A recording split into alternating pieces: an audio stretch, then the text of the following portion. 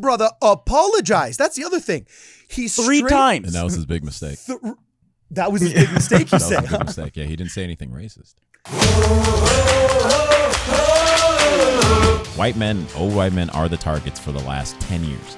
So as soon as they say they speak outside their race as men, as we speak outside our sex, then already you're bad. And I'm like, that's not how this works.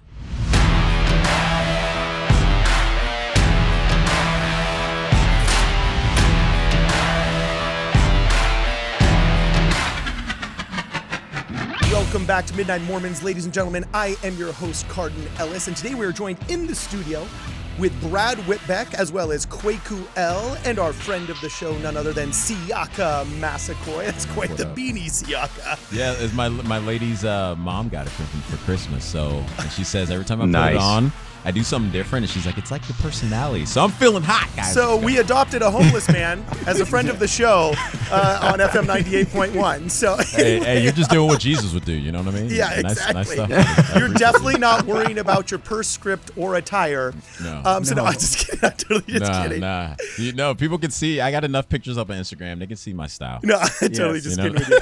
It looks like a cornucopia. Yeah. I like it. And I mean, being African, it also looks like I'm like, hey, we can, if I go here, then it looks like I may have something up on top of it. Yeah, it's pretty awesome. Whoa. Yeah. Anyway. Okay, so anyway, we actually wanted to bring you in. Yeah. Okay, Siaka was just baptized January 1st. Yes. Okay. Yep. And he's a Christian man, and we thought we'd bring him in. Baptized as a Baptist? No. Was it? Non-denominational. Yeah. So non-denominational Christian. Yeah. Cool. Yeah, so he's our friend, been a believer in God for years, but he just got baptized as a non-denominational Christian January 1st. Very good baptismal date, by the way. Very easy to remember. Yes. Yeah. I know, right? Yeah. Actually, that's why I wanted to. I'm big on big dates, and we did it at my house on the 1st, and it was just amazing. So we wanted to get your cool. opinion as an outsider of the Church of Jesus Christ of Latter-day Saints, also known as the Mormon Church. We want to get an outsider's opinion on some of the big controversies that are raging right now about what some of the public figures and church leaders have said. So you can, with an outsider's view and perspective, tell us, okay, is this actually legitimate or is this progressive nonsense? You can just give us your opinion. And the first one we're going to do. Can I give a little context as to how this works first? Okay. Because basically in Utah, everything political is it's Mormon land. Okay. Yeah. So every political subject is tied to the Mormon Church in some way. Yeah. So in Utah, what if you go to Wyoming or Montana or Delaware or whatever, the debate on the Second Amendment is gun people who want to have open carry, or people who do not want you to have access to a certain kind of rifle or weapon. Yeah. In Utah, it's why are the Mormons having guns, but the ex-Mormons don't have guns? So everything political has the Mormon tie. And by the way, ex-Mormon, anti-Mormonism is really just progressive leftism and secularism on steroids. That's all it is. Yeah. And anytime for the most part, there's like people who leave who don't get caught up in that.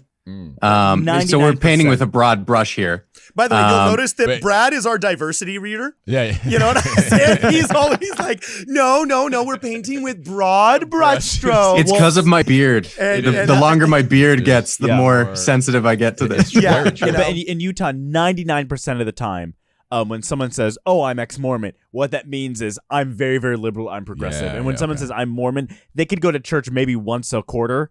But it's like, I'm more in the conservative. I believe I'm more in the conservative. And so it's like Mormon is almost, it's like a okay. Well, we're burying the lead. We got to jump right in. Okay, yeah, let's do it. I'm excited. So here's a look really quickly at some of the predominant. Some would say faux pas. Others would say truths that we're told and the wicked do not like. You know what I'm saying? Okay. So we're going to show them to you really fast, and you're going to be able to give us your opinion. The wicked do not. By the way, this is the 97-year-old leader of the LDS Church. Yeah. Okay. So here he goes, and let's see what he has to say. His family were killing Native Americans. Let's go. Okay. No, yeah. I'm just saying that we got to talk about from where someone's coming from. Like, it's a different thing than if you're born in 1980 and that's your folks. I'm just saying. Okay. That's all. Not saying it's bad or good. By the way, he just scored major points for the Progmos, right? We ain't thinking that that one. Write it down. Write it down. Yeah, write that one down. I know it's not the Russel M. That Nelson's parents generation, were anti-American again. You know? that generation, everyone, not necessarily his parents. So here we go. Here we go. This is none other than Russel M. Nelson. Let's go. Russell. And yet the answer to each of your challenges is to increase your faith. That takes work. Lazy learners and lax disciples will always struggle to muster even a particle of faith. Okay, so did you find anything heinously wrong with that sentence? No. No. I was waiting for the part that makes you uncomfortable. Oh, no, that was the part. No, that was the part. Are we serious? Yeah, no, we're 100% serious. Wait, that was the part. Okay, And if you play the full video, nothing changes. wait. So Yeah. that's the part that is a big debate right now? He said lazy learners. Yeah. He used the term lazy learners, and all these people that have gone inactive and now say that, oh, God is a racist, patriarchal God, and that, like church leaders are racist and all this other stuff. They're saying that, oh, we've learned the truth. We are woke. We are woke to the Mormon question. Okay. We're not lazy learners. How dare you say that our inactivity is so lazy learners now is a pejorative. So here. Okay, so if I'm sitting on one side and let's say I'm, opposite what he believes, why would I assume lazy learners? He's talking about me. That's a very egotistical place to come from. Like he said, lazy learners. That could be a full-blooded Mormon Christian who's just happy that I got baptized on the first, so I don't need to do anything else anymore. Right, so that could be me. So I don't understand. That's the idea when I'm, it can go out to a lot of the leftist argument is it's about them, and it's like, wait a second, you're putting the assumption of the words of someone else onto you because you're that important. Okay, so scale of 1 to 10. 0. Credibility. You said that's 0. Okay. It's 0. Interesting. Can I go negative? It's literally saying if you're being lazy, you won't achieve what you want to achieve. What? This is a controversy that trends in Utah. My goodness. And it trends because life is not that bad yet. Next one. It's true. There it is. Yeah. Sage advice. Oh, yeah. When your stomach hurts, you don't got time for. Is he calling us lazy, or is he calling me lazy? A 97-year-old man at a conference I didn't want said I could be lazy. Okay. So here we go. Here's some context for the next one. Okay. Okay. Wow, that was okay. The Church of Jesus Christ of Latter-day Saints was very revolutionary in its founding. Yep. Okay. Joseph Smith baptized freemen. He sent missionaries to the American Indians long before anybody would even contact them, and he baptized all freemen, escaped slaves. There's many prominent members of the early church, and the pioneers were African Americans. However, unfortunately, with all the political unrest of Utah being a territory and Brigham Young running the political landscape as well as the religious landscape, so the political pressures as well as some prominent church leaders who were missionaries in the South coming back with the Curse of Cain doctrine, the priesthood unfortunately was restricted to white members of the church sometime after the founding, about 10 to 20 years after the founding. And the Civil Rights Act was passed in 1964. However, the Church of Jesus Christ of Latter-day Saints didn't restore the priesthood to African Americans until about 1978.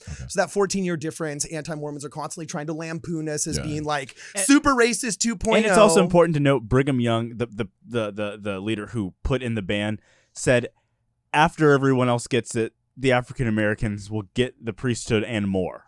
Yeah, so Quaker likes calling it the postponement. I call it the priesthood postponement. Okay, but either way, the point is...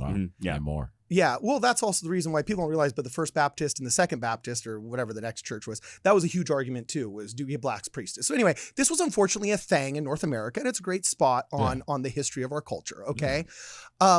But the church was not restored, and what we believe is the restoration of the priesthood didn't happen until 1829, I think was the official date, okay? Right. So here is Brad Wilcox giving a talk to youth, okay, where many people have tried to lampoon the church constantly, just like they lampoon everybody constantly for anything in their history. He was giving a speech, and a lot of people had a problem with this comment that we have right here by one Brad Wilcox, who I believe was a San Francisco 49er before he retired and became a leader of the youth program in the church. There you go. So anyway, here's Brad Wilcox. The poor man. How come the blacks didn't get the priesthood until 1978? What's up with that, Brother Wilcox? What? Brigham Young was a jerk? Members of the church were prejudiced? Maybe we're asking the wrong question. maybe instead of saying, why did the blacks have to wait until 1978? Maybe what we should be asking is, why did the whites and other races have to wait until 1829? Okay. What are your thoughts on that? I think it's two different arguments. And I think that I see, for me, I see what he's doing where it's like, I think this is the conversation we should be having. And I think he's just trying to move it away from that conversation. I don't know. It didn't sound like he had an answer for the 1978 point of view, which, okay, right. That's fine. He just didn't have an answer. But I think what then is more important to him, and in my just view of this, was it's important that why did it take so long for the church to be restored? Because then we can deal with everything else. That's my perspective. Okay. Of it, and I'm look at this backlash. That's actually a very interesting perspective, and we appreciate it because all of a sudden, Brad Wilcox acknowledges insensitive and hurtful comments. And there's all of these articles that are written, article after article, by members in and out of the church, because we have our own version of wokus. They're called progmos, right? A prominent one, Jana Reese, comes out and said, LDS leader Brad Wilcox's apology for racist remarks does not go far enough, because this brother apologized. That's the other thing. He's 3 times. And that was his big mistake. That was his big mistake, you said. That was a big mistake. Yeah, he didn't say anything racist. Oh, Did he say? He moved the conversation. He didn't say blacks anything about blacks being inferior. He didn't say less than. He said, instead of us talking about this, let's talk about that. Yeah. So that'd be me going, well, if somebody wants to talk about like slavery, and I go, well, no, let's talk about the Harlem Renaissance instead of slavery. Is that racist? Or even better, no, let's talk about what the Irish went through in the Civil War when they came over and they were forced into army and went and died for a country they had no idea what was going on. I could be like, I just want to talk about that instead of whether the Mormons or blacks didn't or whatever I want to say, right? I just shifted it. His issue when you're dealing with the leftists is he brought up the topic. That was his issue. So he shouldn't have apologized. No, for what? He didn't do anything. He just brought up the topic. As soon as you say women or blacks or Asians or Hispanics, and then you move away or you don't say, yeah, they're the victims, you have to apologize after that, or they're going to scream for you to apologize. So it doesn't. A lot of people are going to be angry at you, Siaka. You gave the wrong answer, man. Well, you're supposed to say that you. By the way, this is the important part. He's getting lambasted again because on BYU campus, where he's a professor, students showed up wearing all leather, waiting outside of his classroom. Why? And they were mad that there was security there when he's like the #1 trending most attacked person in Utah for 3 weeks straight. Yeah. They sent security to protect him. By the way, you can just walk into BYU campus. It's like such an open. You just walk on. Oh, so that's how campuses used to be. Yeah. Instead of these prisons we got now. You ever been to UCLA or USC recently? Oh man. But anyway, they had 2 nice old men just standing there making sure no one's going to come in to harm him. Yeah. And so then the Black Student Union started saying that they were being intimidated. Look at this, it was racist for there to be security to protect the most hated man in Utah. Everything's racist when they can't pout and get their way. That's why it doesn't. That's why, like, you can't apologize. You have to know your heart and trust your heart. Right. And I really, the biggest issue I see for this person as a religious leader is his example right there is, to me, that's more damaging to the church, because his example was to take a knee when in his heart was he saying something racist. If he believed he wasn't, then what are you apologizing for? Well, he's saying that he's been educated, that it might have been insensitive. Here's the thing about that. And this is something that's interesting when they say I've been educated. That's all the same part of the same doctrine that the leftists say to then that's what you say out there in order to feel like, oh, you've accomplished something. Everyone, I've been educated.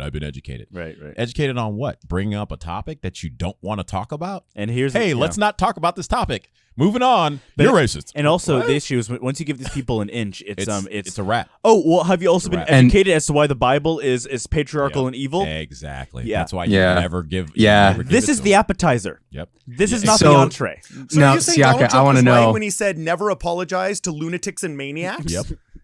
Wow, the most Christian president we've had in 12 years. Interesting. Yeah. So, Siaka, I want to know, again, on a scale of 1 to 10, how controversial does this one feel? It's a 0.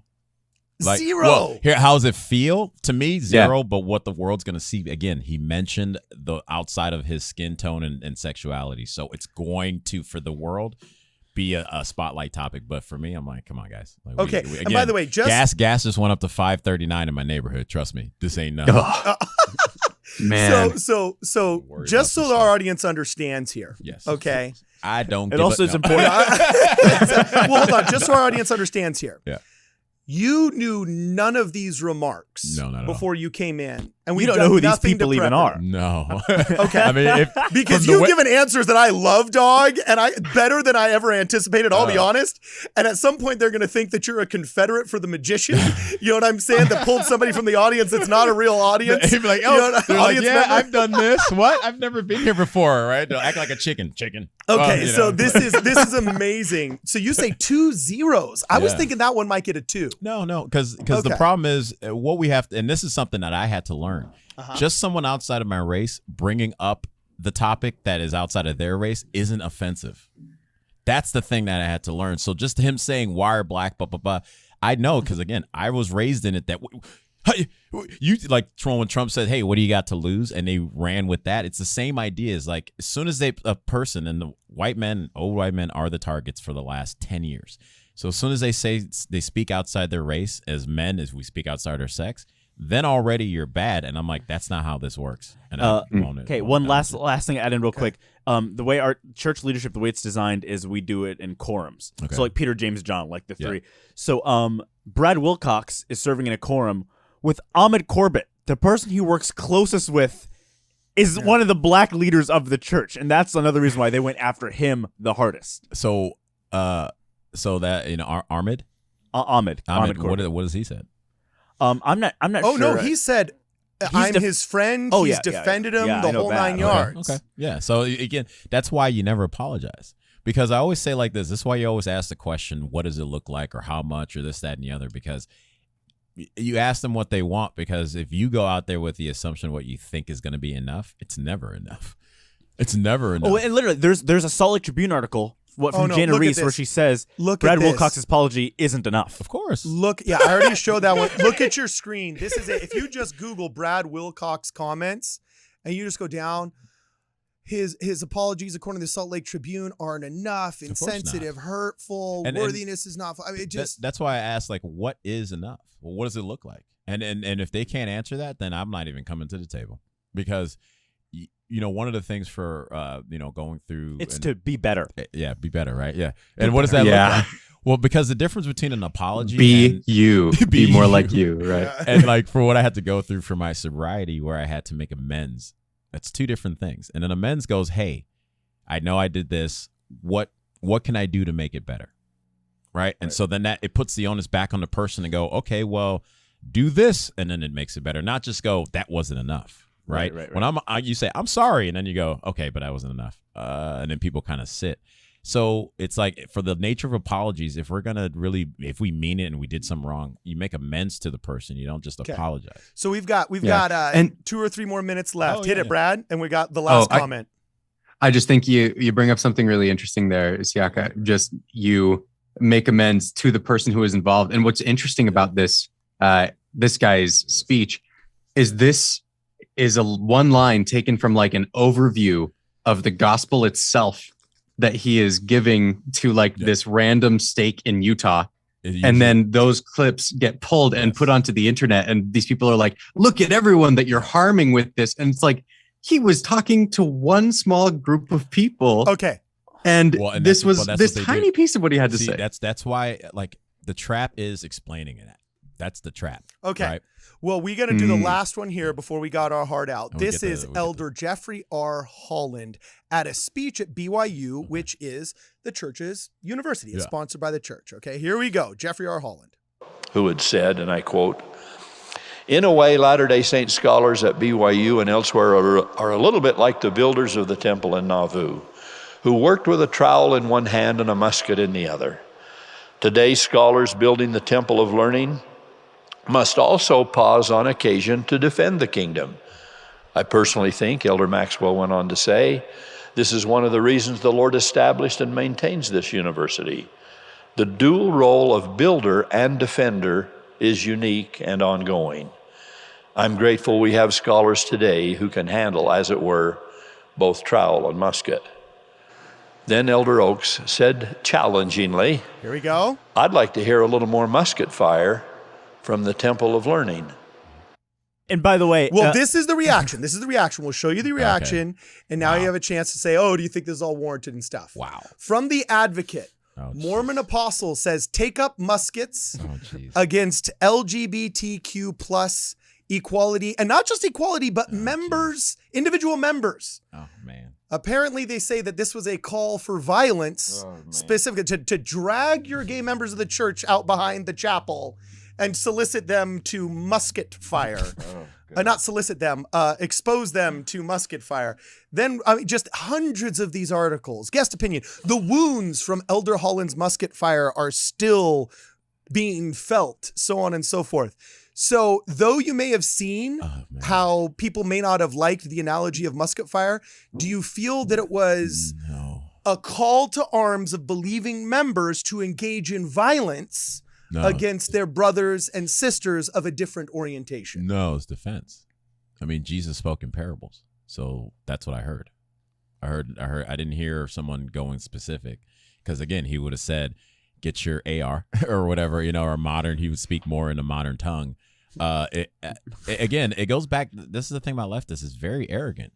Everything they said in the headings of those articles, I didn't even, what? Like they went through and described then all this stuff they themselves put on top of it. And the question is, are you defending the faith? That's the question that they don't want to ask, because he's saying, don't just worry about it looking pretty. You got to defend the faith. That's what I got from it. So if they're upset about that, and then they want to put all the, it's about LGBT and then hey man, that's you. That's you. And by the way, it goes back to when the Jews were building the temple with a trowel in one hand and a sword in the other. Yep. And so in the 19th century, they had a musket and a trowel. Yes. You Yep. know what I'm saying? It's like you think it's really like... Yeah, seriously. And that's the thing. And yeah, it's a great point you brought up, because even in the Bible, and when they were supposed to rebuild the temple first, and they got happy and relaxing, and they conquered areas, and they were just kind of having a good time. And then God was like, all right, cool. You didn't care about this. I got people coming for you. Right. So, I mean, there is a dual duty. Just so like last you can't just have question, faith. scale of 1 to 10. On a scale of 1 to 10, how deserving of that was of the reaction? Of the reaction? Zero. Yeah. Zero. Another 0? Yeah. Because again, What? all the stuff We got 3 zeros from Siaka. I thought you were sensitive, Siaka. I am sensitive. Look I at that am. hat. Look, you see this hat? I'm rocking my fiance's mother's present and giving shout outs. How am I not being sensitive? All right. Well, unfortunately, I'd love to talk a lot more about this, but we got to go. This is Midnight Mormons on FM 98.1. See you guys next week.